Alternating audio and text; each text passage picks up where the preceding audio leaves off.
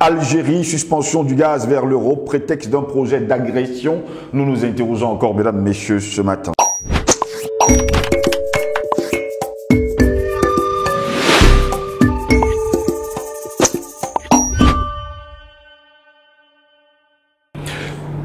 Madame, Messieurs, bonjour, très heureux de vous retrouver sur Panafricaniste TV, la chaîne de télévision des panafricanistes, votre chaîne de télévision qui vous apporte le meilleur de l'information. Bienvenue à toutes et à tous à cette autre édition de Parole panafricaniste. Comme à notre grande habitude, nous nous interrogeons. Algérie, suspension du gaz vers l'Europe, prétexte d'un projet d'agression.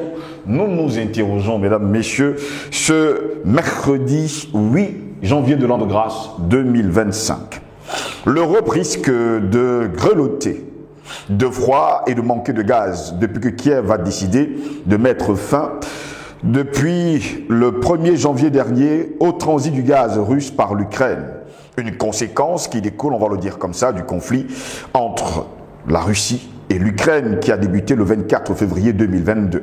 Le regard vers d'autres horizons, on va le dire comme ça, vers l'Algérie, qui s'était déjà positionnée comme alternative en démarré. À ce propos, il faut rappeler que le conflit armé russo-ukrainien, qui entrera dans sa 3e année le 24 février prochain, avait accouché d'une crise énergétique inédite qui avait frappé de plein fouet les pays membres de l'Union européenne, notamment, on va le dire comme ça, tous ceux-là qui appartiennent en tout cas à l'Union européenne, depuis que Moscou a utilisé son arme fatale, qui avait décidé en tout cas de sortir et de fermer ses vannes au vu des sanctions européennes qui n'ont cessé de pleuvoir sur la Russie.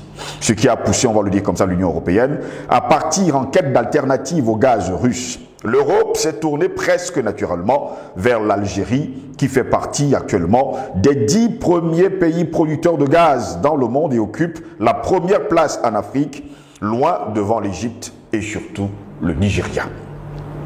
Un statut qu'elle a conservé malgré la crise sévère qu'a traversé le marché du gaz, doublement impacté par la pandémie de Covid-19 et une offre, on va le dire comme ça, excédentaire. L'Algérie assure, oui, on le sait tous, assure depuis plus de 40 ans une partie de la sécurité en gaz de l'Europe et s'est toujours acquittée de l'ensemble de ses engagements. Eh bien, ceux qu'on a souvent appelés les grands, on parle bien sûr de l'Europe, ils aiment qu'on les appelle le vieux continent, même si ce n'est pas le plus vieux, a ainsi trouvé en Algérie qui lui fournissait 1,1% de son gaz, on va le dire importé avant le début de la guerre en Ukraine, un partenaire sûr pour affronter l'une des pires crises énergétiques de son histoire.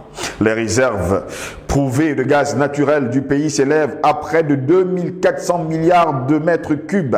Ces capacités de production vont de surcroît être décuplées depuis la découverte, on va le dire comme ça, d'un méga gisement de gaz de Hassi R'Mel, des potentialités qui s'appuient sur un réseau de pipeline remarquable à la concrétisation du projet du gazoduc transsaharien, on va le dire ainsi, visant à connecter les gisements de gaz naturel nigérian à l'Europe via le réseau du gazoduc algérien. Mais seulement, depuis quelque temps, l'Algérie a commencé à montrer, on va le dire comme ça, des réticences face à l'Europe qui a tendance à vouloir à déstabiliser ce pays. Jusqu'où ira donc l'Algérie qui a décidé aujourd'hui de fermer ses vannes à l'Union européenne? Tout ça pourquoi? Parce que là-bas, eh bien, les autorités algériennes parlent d'un projet d'agression de l'Europe dans ce pays-là. Voilà pourquoi nous nous interrogeons. Algérie, suspension du gaz vers l'Europe, prétexte d'un projet d'agression. Nous nous interrogeons, mesdames, messieurs, ce matin.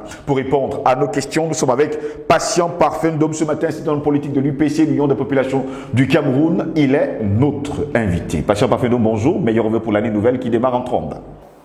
Bonjour, Steve Joslingos, le gourou de micro. L'homme par qui on est toujours heureux d'être sur ce plateau, surtout avec ces introductions qui vous mettent vraiment de l'eau à la bouche. Vous avez toujours envie de vous lancer quand il a fini. Et puis bravo, félicitations pour ce sens de recherche en continu pour vraiment nous lancer dans des bons rails dans de bonnes conditions de starting block pour démarrer vos émissions. Ça, on ne le voit pas souvent parce que c'est un travail de fourmi qui se fait dans l'ombre. C'est un travail de recherche, souvent des nuits blanches, pour pouvoir avoir d'aussi belles introductions, surtout des introductions aussi pertinentes. Donc merci et je vous retourne aussi à mon tour les souhaits de bonnes et heureuses années 2025 pour vous, votre famille, tous ceux qui vous sont chers. Je sais que vos parents ne sont plus de ce monde, mais là-bas ils sont aussi, ils doivent être fiers de vous. À notre technicien attitré, merci beaucoup Maestro, c'est un travail fantastique que tu produis ici pratiquement au quotidien, aux promoteurs de cette belle aventure Panafricanist TV. Je n'ose souvent pas dire qui il est pour des questions de sécurité, ça aussi c'est le combat. Mais de là où il est, je tiens à lui dire vraiment merci pour les efforts sans cesse renouvelés et à toute la grande galaxie panafricaine. Bon, ça dépend. Vous savez que cette affaire de bonne année, d'autres y croient, d'autres ils disent que nous sommes en 6000 machins, ce n'est pas en 2000. Bon, l'Afrique c'est aussi ça, le temps de trouver nos marques le moment venu. Mais à tout le monde, je souhaite bonne et heureuse année 2025. Et bon séjour aussi sur le sol camerounais du représentant personnel du président Tebboune. J'ai nommé Mohamed Attaf, qui est en séjour au Cameroun actuellement, avec un pli fermé, j'insiste sur pli fermé, remis au secrétaire général de la présidence de la République, mais pli fermé, diligenté par lui au bon en direction du président de la République. Ça veut dire que la diplomatie africaine, ça bouge. Ça bouge. Les lignes bougent dans tous les cas et nous espérons que les lignes vont continuer à bouger au cours de cette année 2025 qui démarre en 30 puisque nous sommes aujourd'hui le 8 janvier de l'an de grâce 2025. Patient Parfum d'Homme, on parle de l'Algérie ce matin qui a suspendu son gaz vers l'Europe. Ça va fort quand même. Oui, vous savez, l'Europe est en perdition, en perte de vitesse. Oui. On se pose beaucoup la question sur la qualité des hommes qui dirigent les pays clés de l'Union européenne aujourd'hui. Parce que quand vous regardez un type comme Macron, vous regardez sa propension à se perdre, à perdre la France, à perdre la diplomatie européenne, avec une consistance de gamin. Oui. Et vous regardez les décisions qui sont prises depuis un certain temps, le sabotage Nord Stream 2, ce gazoduc qui permettait à l'Allemagne d'avoir du gaz russe. Bon marché? Non, frein symbolique, je ne sais pas. Et que vous voyez quand même que les Européens consentent le sabotage de cette ligne de vie, si je peux l'appeler ainsi, pour leur économie et leur industrie. On s'est dit, mais qui est-ce qu'on a à la tête des nations européennes aujourd'hui? Et de voir des gens le justifier, comme cette fameuse ministre des Affaires étrangères allemande, Madame, si c'est Anna ou bien Anita Barbeck, un nom barbare, digne de ces noms de cette région-là, qui a osé dire encore récemment, en visite au niveau de la Syrie, où ils ont adoubé un terroriste comme président de la République ou bien chef de cette transition, que pour elle trouve normal que Israël bombarde et les crèches et les hôpitaux parce qu'il va de la sécurité d'Israël. Vous comprenez le type, la nature même de ces élites qui dirigent l'Europe aujourd'hui. Bon, je crois que pour l'Algérie a une souveraineté énergétique qu'on ne peut démontrer plus, que ce soit au niveau du pétrole, du gaz et d'autres ressources naturelles très, très importantes. Et elle se positionnait comme une alternative, n'est-ce pas, à ce gaz russe qui se faisait de plus en plus rare, d'autant plus que le comédien de Zelensky a décidé de fermer les vannes pour que le gaz russe ne transite plus par l'Ukraine pour, n'est-ce pas, renflouer les tanks et les trucs de sécurité de l'Union européenne. Donc l'Algérie était l'un des solutions de parade pour permettre quand même à l'Europe de pouvoir souffler un petit peu, même si ce n'est pas dans les mêmes volumes que cette livraison algérienne pouvait se faire, mais elle pouvait à la limite essayer de contenir une décrépitude totale du fonctionnement de l'industrie et de l'économie européenne. Mais patatras, nous avons encore un certain M. Macron.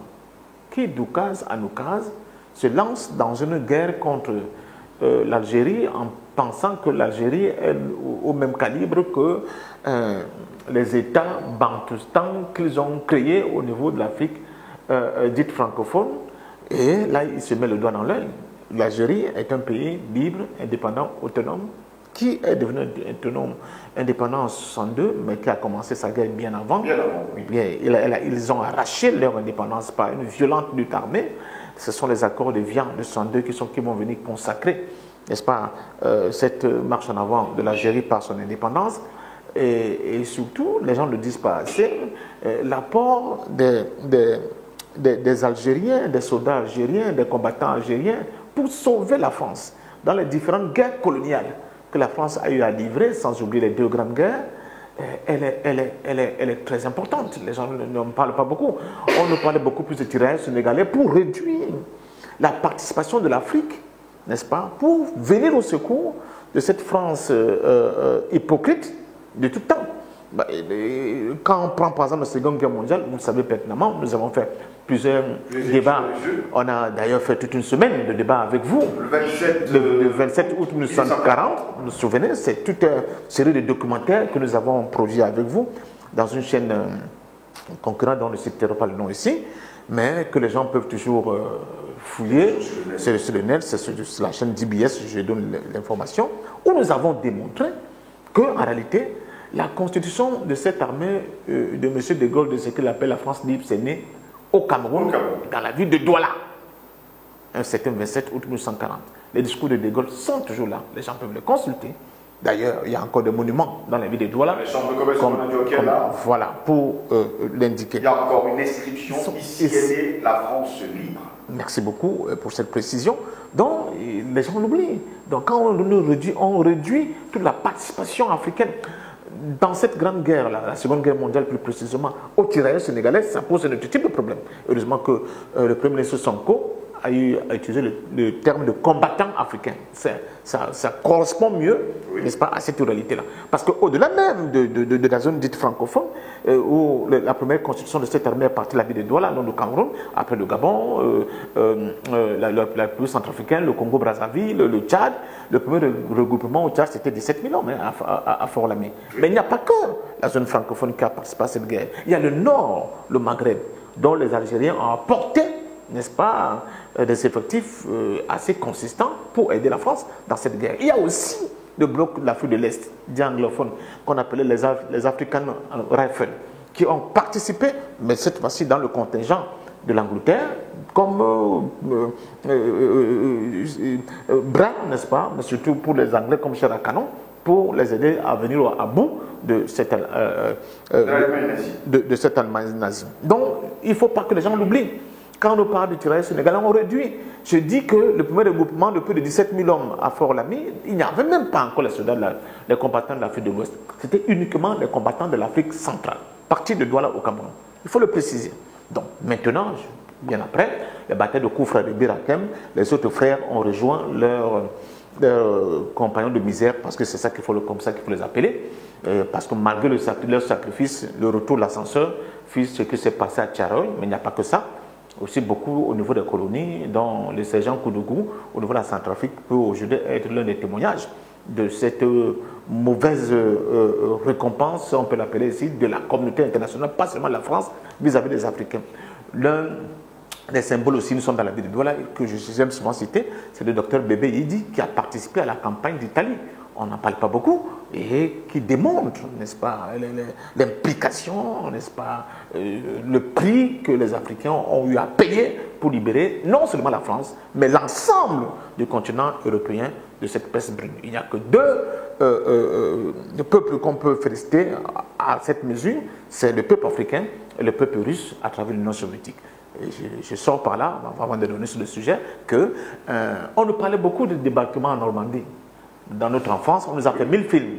Débarquement en Normandie pour montrer comment les Américains et les Canadiens, les Anglais sont venus au secours. Mais on n'a jamais produit un film sur le débarquement en Provence qui fut le débarquement des Africains, qui fut de loin plus important que le débarquement en Normandie. Oui. Vous voyez, Quand je veux parler de racisme primaire, on va dire que Ndom revient encore avec sa mauvaise bouche, comme on dit au quartier. Mais voilà les faits.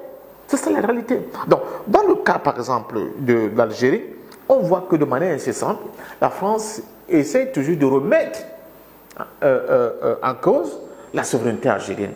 Et l'Algérie a cette question de souveraineté chevillée au corps. On peut dire, selon le vocable français, qu'ils ont même un nationalisme ombrageux. J'accepte même ça. Mais ils n'acceptent plus que la France ne respecte plus leur souveraineté. Or, l'Algérie est aujourd'hui le débouché de tout un construit, un maillage, n'est-ce pas, vraiment, de tout un secteur énergétique, surtout qui concerne le gaz, qui aboutit en Algérie pour être vendu au niveau de l'euro.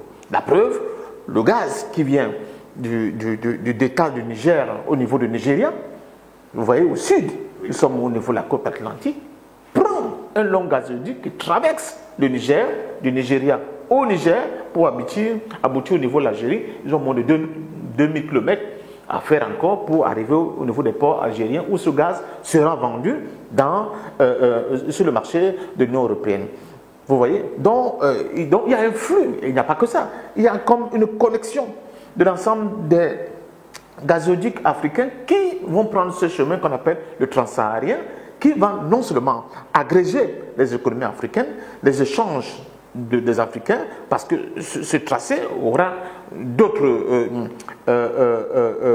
ajouts en termes de bonification sur le plan infrastructurel et social, les routes, les aéroports, les trains, etc., pour imbriquer davantage des économies de notre continent. C'est pour cela que ce chemin a été préféré à celui du Maroc, qui proposait la voie par la mer. Vous savez que quand vous ne savez pas la mer, c'est comme la fait de pétrole.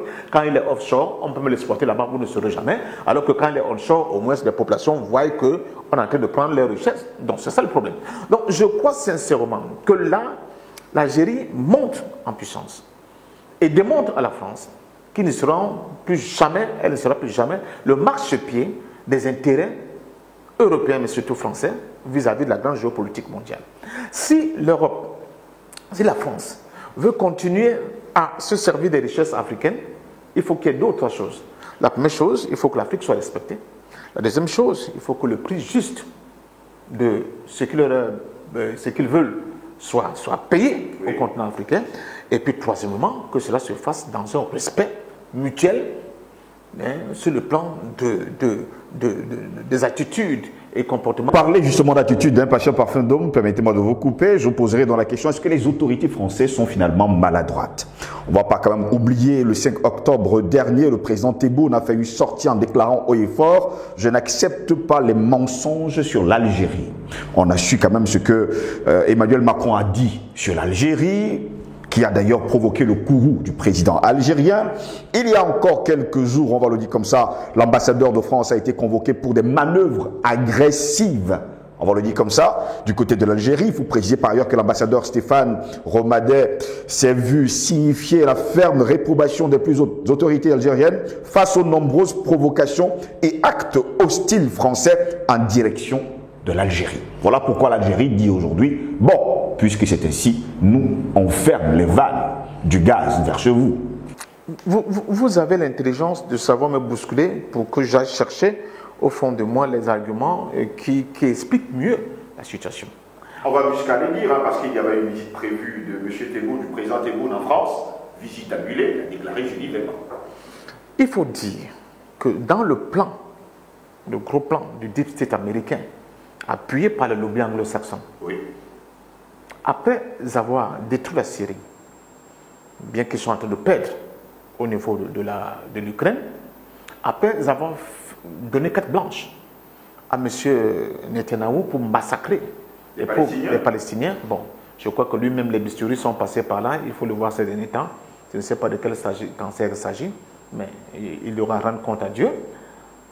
La prochaine cible du Deep State américain, des lobbies dans tout le plan financier, économique, anglo-saxon, c'est l'Algérie.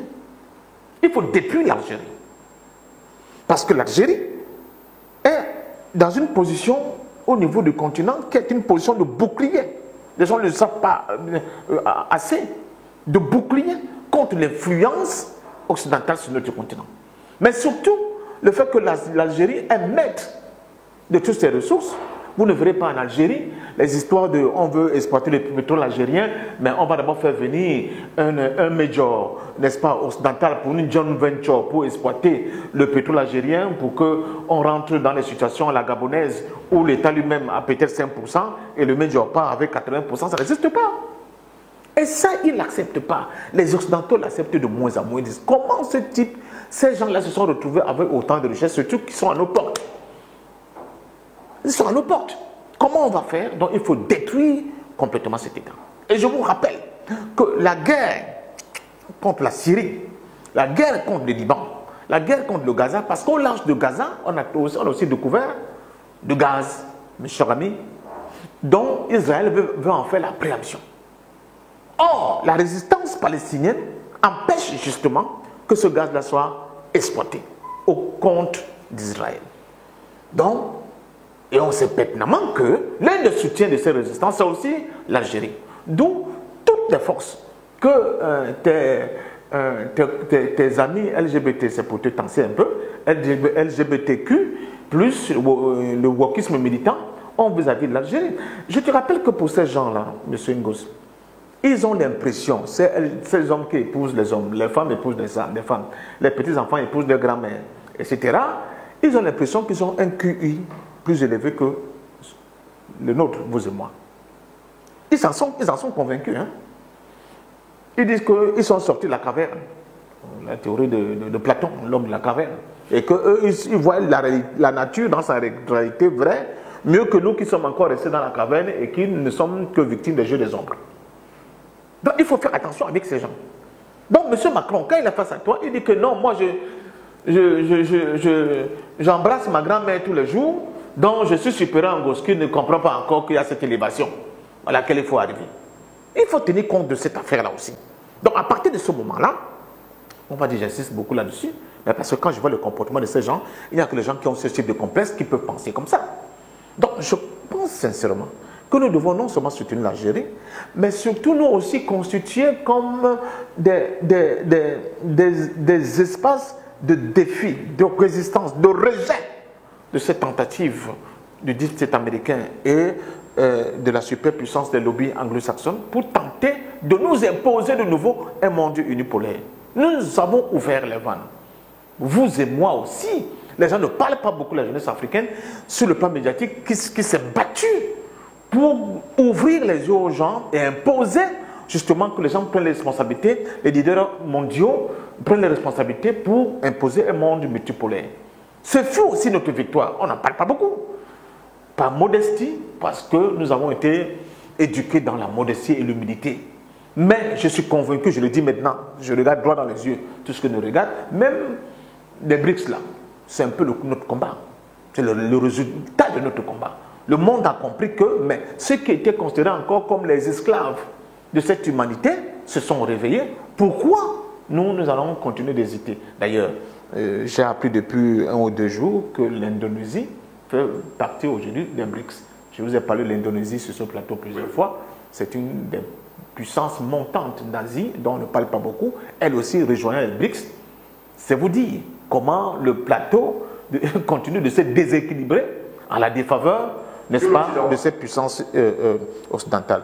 Et ça se comprend donc, j'ai bien peur, parce que d'ailleurs, depuis cette décision algérienne, depuis que cette décision algérienne est tombée concomitamment avec les cloneries de M. Zelensky de fermer le transit de gaz russe sur son sol, le prix de gaz a explosé à plus de 20% actuellement, au point où des pays comme l'Autriche voient complètement qu'il y a un chamboulement dans leur politique en interne. Vous risquez d'avoir à la tête de l'Autriche bientôt un gouvernement qui est contre les sanctions contre la Russie parce qu'ils savent très bien qu'ils sont dépendants de ce gaz russe.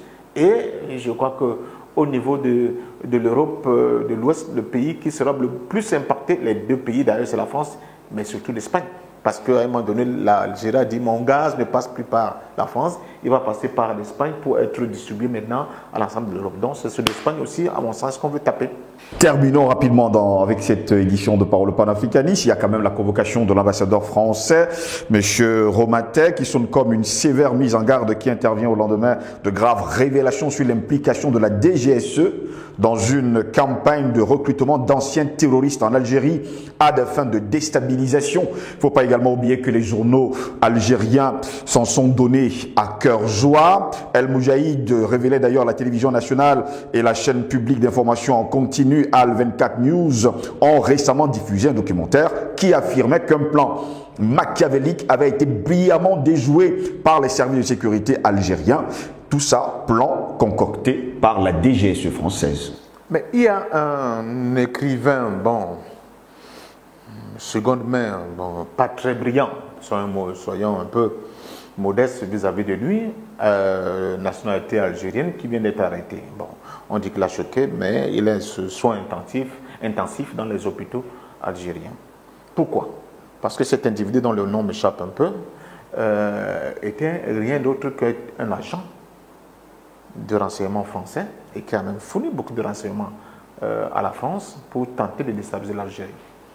Et là, depuis, je crois, 2 ou 3 jours, il y a une répression qui s'abat sur les activistes algériens qui vivent en France. Il y a déjà plus d'une trentaine qui ont déjà été arrêtés. Attention.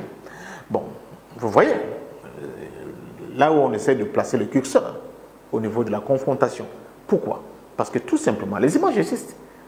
Les images existent, les vidéos existent, parce que l'Algérie, les renseignements algériens ont mis le doigt là où il fallait pas. Non, ils ont découvert le poteau rose en démontrant comment les agents de l'ambassade de France à Alger prenaient contact avec des Algériens pour tenter de commencer à construire une rébellion, un chaos au niveau de l'Algérie. C'est documenté, avec des preuves bien précises. Bien, on en a. Donc, c'est pour revenir à ce que je vous ai dit. Maintenant qu'on a fini avec la Syrie, maintenant que le Liban, le Hezbollah est affaibli, disent-ils, maintenant qu'ils peuvent continuer de massacrer à huis clos et sous un silence assourdissant de tous les médias bien pensants de l'Occident, des enfants palestiniens, on va enfin s'occuper de l'Algérie. D'autant plus que l'Égypte, il n'est ni chaud ni froid, c'est d'une mièvrerie hors norme, on ne comprend pas très bien leur jeu, mais on veut s'occuper de l'Algérie. Pourquoi? Parce que l'Algérie, 1, sur la question palestinienne, 2, sur les questions africaines, surtout les questions économiques, est en train de construire des espèces de solidarité à la fois économique, à la fois politique, à la fois diplomatique, et se veut que Alger devienne un hub très important dans la fourniture pour l'Europe du gaz et même du pétrole. N'oublions pas que même le pétrole provenant du Niger va aussi emprunter la voie pour aller au niveau d'Alger. Donc il faut détruire. Vous voyez, en fait, c'est pour résumer, pour dire quoi. Quand vous voyez les Occidentaux faire une guerre ou bien préparer des guerres contre les États, c'est uniquement pour une seule chose, les richesses. C'est pour cela qu'il n'y a pas de stabilité en RD Congo. Souvent on m'en parle ici, on s'attaque à Kagame, ce n'est pas Kagame le problème.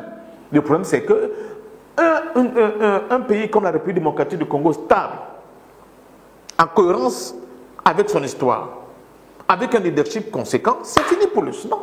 Donc il faut tchakala tout ça, comme on dit chez moi dans vos quartiers, qu'il faut déchiqueter tout ça, mettre tout ça en charpie pour qu'il n'y ait jamais de véritable souveraineté qui s'exerce sur cet espace-là et pour qu'on continue de piller les richesses de ces États. Donc, dans le cas de l'Algérie est dans le viseur de toute cette hydre que j'ai énoncé là et qui ne voit pas d'un œil la position algérienne aujourd'hui sur le plan international, surtout la volonté d'Alger de servir de pont pour que l'Afrique commence à se réveiller et à construire des entités homogènes sur le plan économique, sur le plan financier, sur le plan de la diplomatie, sur le plan politique, parce que là, ça va être la mort programmée et actée de l'Europe. Et ça, je peux vous dire, c'est un combat à mort.